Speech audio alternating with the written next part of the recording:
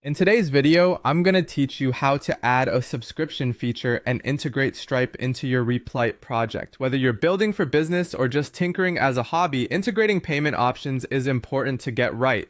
So let's dive right in and go through the step-by-step process to ensure a seamless setup. First, navigate over to stripe.com using your web browser. This is where you'll manage your subscriptions and payment integrations. Once you're on the site, head over to the developers section. This is a crucial part of the process, as this is where you'll access your API keys, which are essential for enabling payments in your app.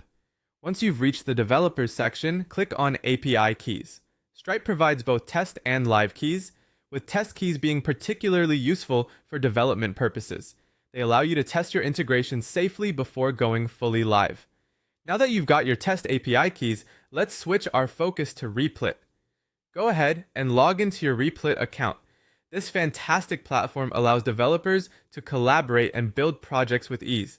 Once you're in, set up your new project, choosing developer frameworks as your starting point. Selecting Node.js is a great option for backend tasks, and here's why. It's performant and has a vast repository of packages that can help you handle just about any task you throw at it. Within the Node.js environment, click on Remix to duplicate and edit templates that match your needs.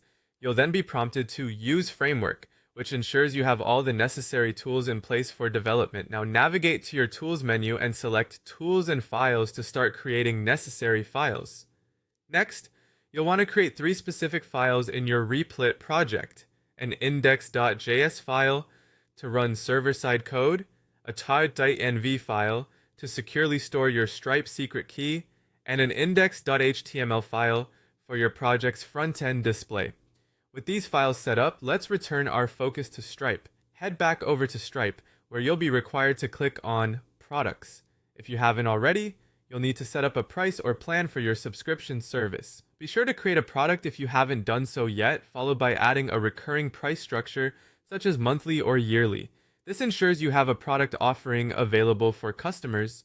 With your product and pricing established in Stripe, round out your integration by linking it with the server code in your index.js file. This piece of code will handle checkout interactions and manage subscription states. Maintaining security while doing this is imperative. Always use environment variables to store sensitive information like your API keys. Now you're well on your way to having a robust subscription service running smoothly through Stripe and Replit.